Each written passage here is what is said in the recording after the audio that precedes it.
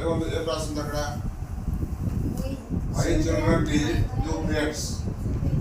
Nutrients అంటే పోషకాలు అంటాం, మామూలు తెలుగులో పోషకాలు అంటాం.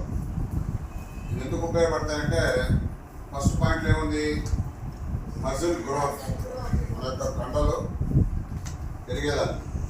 ఇమ్యూన్ ఫంక్షన్, మనకి ఏదైనా డిసీజే రాకుండా అవి కాపాడుతుంటాయి.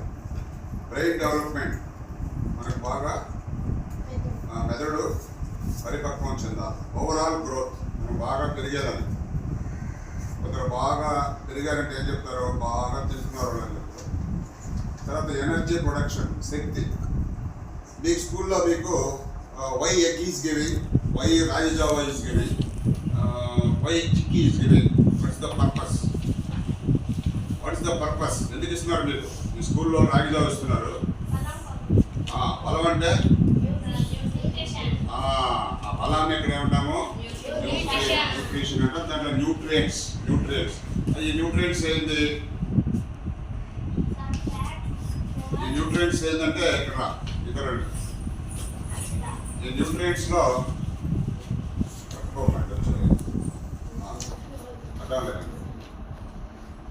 ఈ ఎదురుగా కదా పక్కడండి.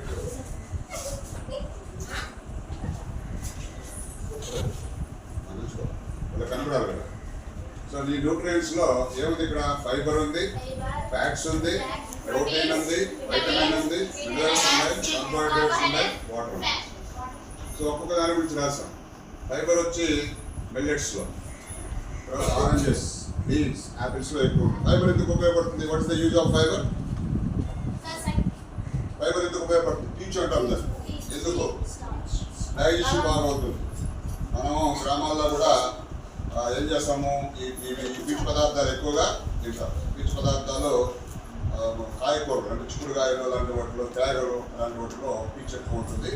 తర్వాత ఎక్కువ ఈ ఫైబర్ వచ్చి ఇప్పుడు ప్రజెంట్ మిల్లెట్స్లో ఎక్కువగా ఉంటుంది. మిల్లెట్స్ అంటే సజ్జలు, రాగులు, తర్వాత కొర్రలు, అంటు కొర్రలు, వీటిలో.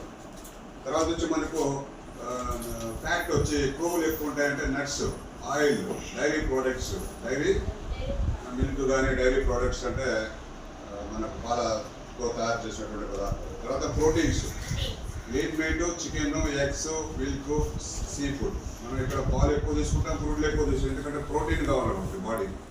తర్వాత విటమిన్లు కావాలి, వీటికి ఫ్రూట్స్ అండ్ వెజిటబుల్స్. తర్వాత minerals, fruits, vegetables, meat, fish, dairy products. తర్వాత కార్బోహైడ్రేట్స్ అంటే మనకి ఎక్కువగా మనము వైట్ రైస్ తీసుకుంటాం కాబట్టి ఈ రైస్లో గ్రెయిన్స్, పొటాటో, బనానా. తర్వాత వాటర్, ఎక్కువగా water melon, oranges, cucumber. So ఇక్కడ ఒక చిన్న బొమ్మ ఉంది మనకు న్యూట్రియంట్స్ మీద. ఏముంది? Nutrients in fruits and vegetables. ఒక ఇది తమాషాగా మనకు ఒక కింద ఏమిచ్చాము, కొద్ది రకాలైనటువంటి ఫ్రూట్స్ ఇచ్చాం, వాటిల్లో న్యూట్రియంట్స్ ఉన్నాయి. సో ఇవి తీసుకున్నట్లయితే హెల్దీగా మనము ఉండొచ్చు.